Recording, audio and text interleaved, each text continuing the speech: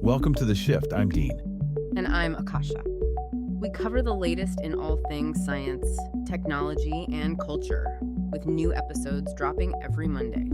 From the latest advances in knowledge systems and information theory to exploring emerging mediums of art and medicine.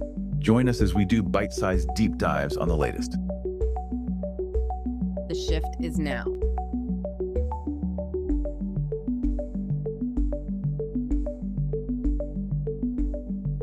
Hey everyone, are you ready for this? Today we're diving into the future of chemistry. And let me tell you, it's going to be a wild ride. We're talking robots, AI, a programming language specifically for molecules. It sounds like science fiction, but it's actually happening right now. It really is incredible stuff, and we're going to break down exactly how this tech could revolutionize, well, everything. From the medicines we rely on to the materials that shape our world. Exactly. We're talking about potentially being able to develop new drugs as easily as, well, writing code. Oh, wow. Okay. Sign me up for that. Right.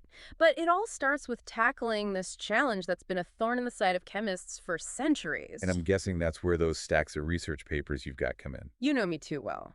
Titles like A Universal System for Digitization and Automatic Execution of the Chemical Synthesis Literature. I'll be honest, they don't exactly sound like light reading. You're not wrong. They're dense, but for good reason. We're talking about a fundamental shift in how we approach chemistry. Okay, so let's break that down a bit. I'm all ears. Okay, so for a long time, trying to reproduce an experiment from a scientific paper, it's been a bit like trying to bake a cake from a blurry photo and some really vague instructions. Oh no. That sounds like a recipe for disaster. Yeah, and especially in chemistry. Right, too much of this, not enough of that. Things could get a little, shall we say, explosive. Exactly. Traditional chemistry, synthesizing new compounds, it's very manual, it's time-consuming, and it relies a lot on, well, experience, intuition. Years of trial and error. Yeah, you could say that. And that's where the chimputer comes in. It's like this robotic assistant, the sous chef that can follow your every instruction perfectly. Okay. The chimputer. Now we're talking. That sounds like something straight out of a sci-fi movie. It kind of is. What is it exactly? So imagine a robotic platform, but it can do all those basic tasks that chemists do every day, like mixing, heating, cooling, purifying. Okay, basic building blocks. Exactly. But it can follow those instructions with, like, pinpoint accuracy. So no more human error, no more spilling things, no more, oops, I added too much of that. Exactly. But how on earth do you teach a robot to understand something as complex as a chemical reaction? That is the million-dollar question. And the answer is XDL. XDO.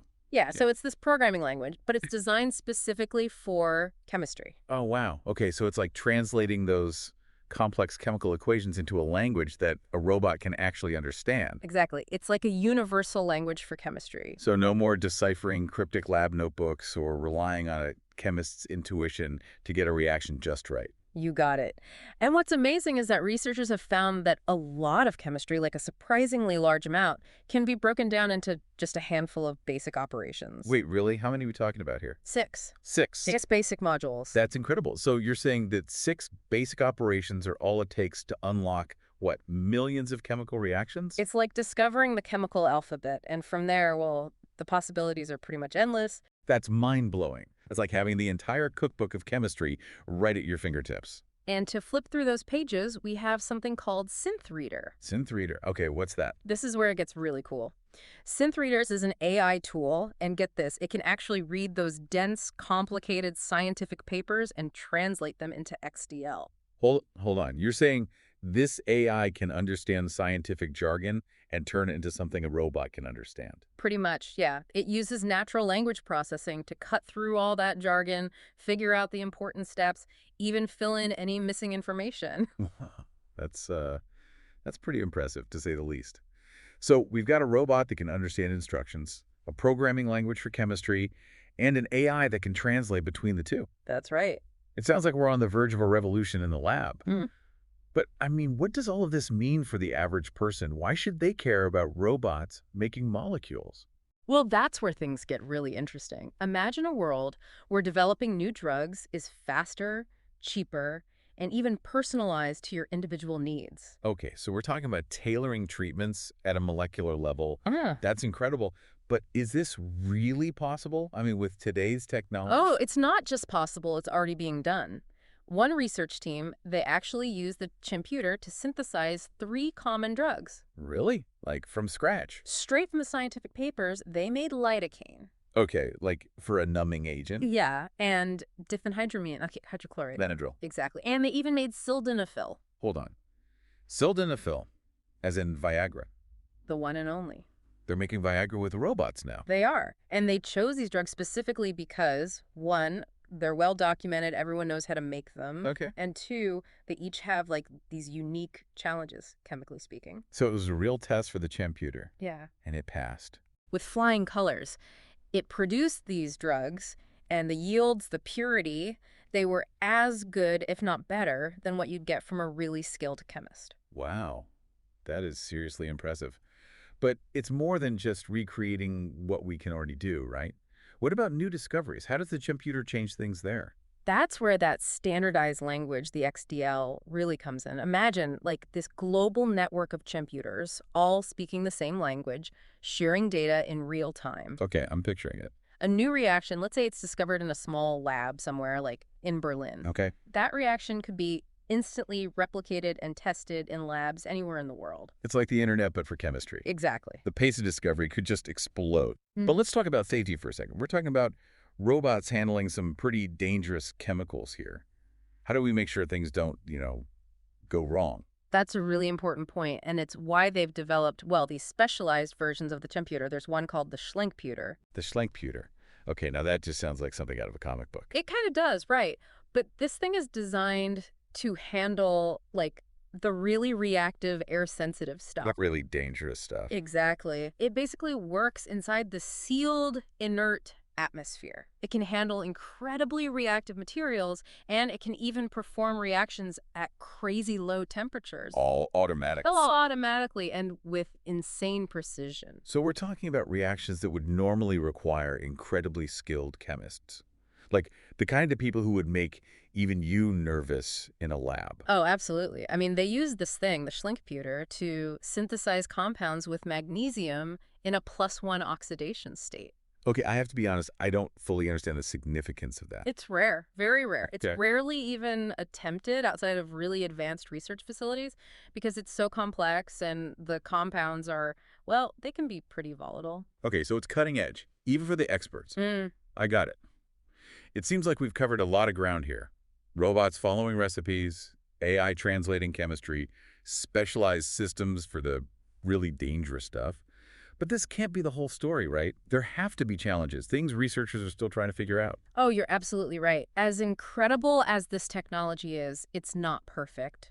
Chemistry is just so complex. I mean, there are millions of known reactions, and who knows how many more are out there waiting to be discovered. Right. Teaching a robot to navigate that complexity, to actually think like a chemist, not just follow instructions, that's the real challenge. So how do we get robots to think like chemists? Is that even possible? That's where AI and machine learning come into play.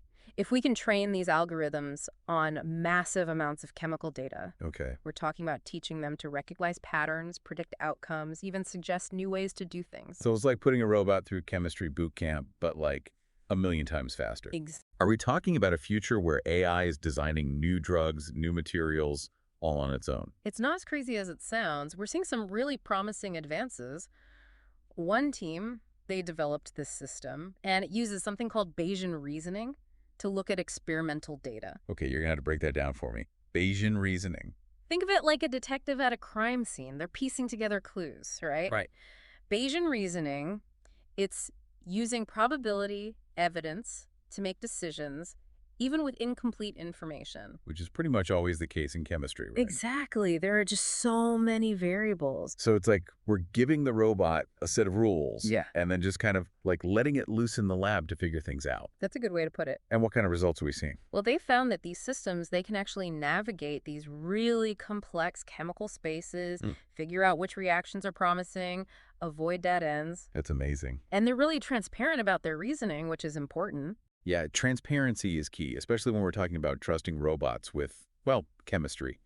But all of this data, all of these reactions, where is it all stored? It's all going into a massive database called the Chempu. The Chempu. Yep, it's basically this giant library of chemical reactions all extracted from scientific papers, and it's all in that standardized format so machines can understand it. So the more data we feed into the Chempu, the smarter these algorithms get. Exactly. It's like the fuel that's powering this whole digitized chemistry revolution. It's amazing to think about the potential. But I want to bring it back down to earth for a second. How are we actually using this stuff to solve real-world problems right now? One area where it's already making a huge difference is in material science. New materials. Okay, now you're speaking my language. We're talking about everything from like lighter, stronger composites for aerospace to more efficient solar cells for clean energy. Sign me up for all of that. Right. And digital chemistry is a big part of why we're seeing so much progress. Researchers are using AI to sift through these massive libraries of chemical compounds, Okay. looking for promising candidates, even guiding the synthesis process to get the exact properties they need. So it's like having a robot research assistant that can do the heavy lifting, analyze all that data, and say, hey, look over here, I think this is interesting. That's a great way to put it. So what kind of breakthroughs are we seeing with this? Well, for one, it's led to the development of these new battery materials, much higher capacity, longer lifespans, which is huge for everything from electric cars to our phones. Okay, that's huge. Yeah. Anything else? What about solar cells? Researchers are using this technology to create more efficient catalysts. Right, catalysts. Those are crucial for making chemical reactions more efficient, less wasteful. Exactly. Yeah. And it's not just about finding new materials, it's about understanding the ones we already have. Yeah. Like really deeply understanding them. Okay, so now we're talking about getting down to the nitty-gritty, understanding how materials behave at the atomic level. Exactly. By digitizing this information, we can build these incredibly detailed models, simulations of materials, see how they behave under different conditions. It's like having a virtual laboratory, right? Yeah, Where you can run all sorts of experiments without even picking up a test tube. precisely.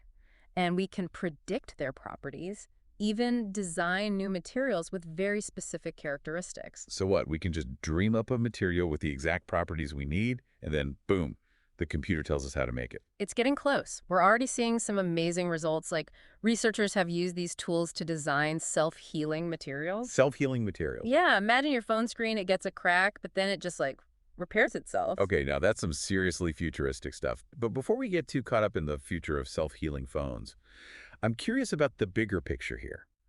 We've talked about the amazing potential of digitized chemistry. But what about the downsides? What happens to all the chemists in a world where robots can do so much of the work? Yeah, I mean, that's the big question, isn't it? It does feel like we're on the verge of a major shift in how we do science. That's the million-dollar question, isn't it? Are we all going to be out of a job? Well, I don't think it's quite that simple. It's not really about replacing chemists with robots. It's more about, augmenting human capability. Okay, I like that. So instead of putting chemists out of work, it's giving them new tools, new ways to work. Right. I mean, think about what the printing press did for knowledge. Okay, democratized it, made it more accessible. Exactly. And we're talking about that kind of shift for chemistry. So instead of replacing jobs, it's changing how we work, opening up new possibilities. Exactly. Imagine a world where, I don't know, all those really tedious, repetitive tasks in the lab, all that stuff is automated. Okay. That frees up chemists to focus on the really creative, the problem-solving aspects of their work. Right, the stuff that humans are really good at.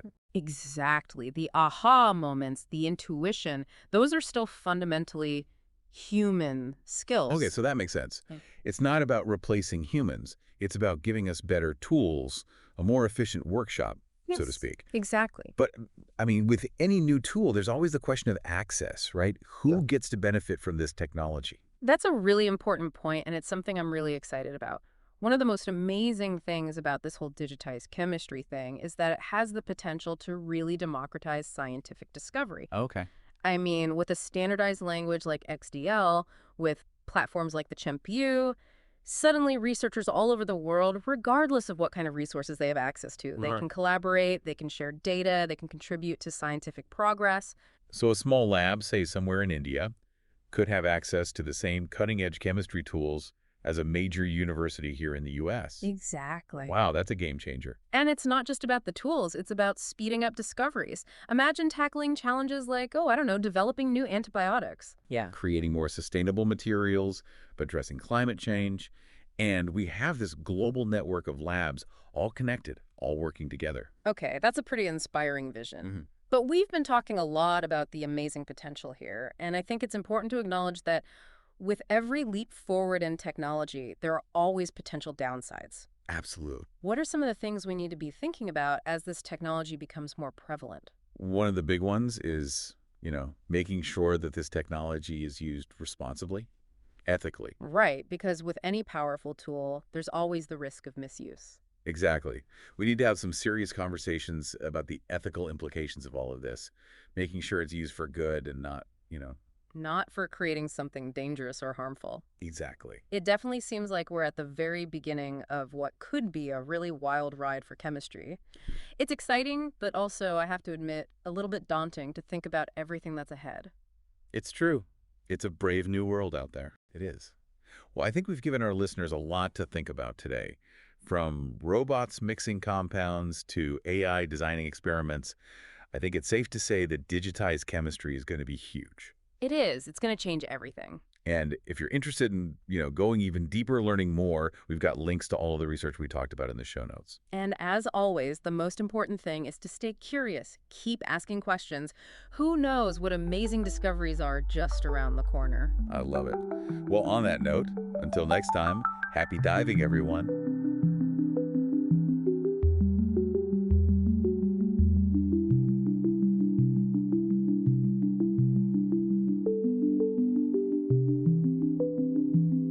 Don't forget to like and subscribe.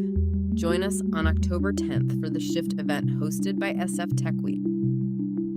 If you like today's podcast, share your thoughts on X, Instagram, or Facebook.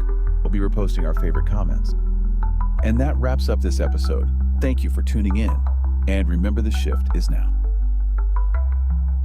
Agency, powered by 5D Studios.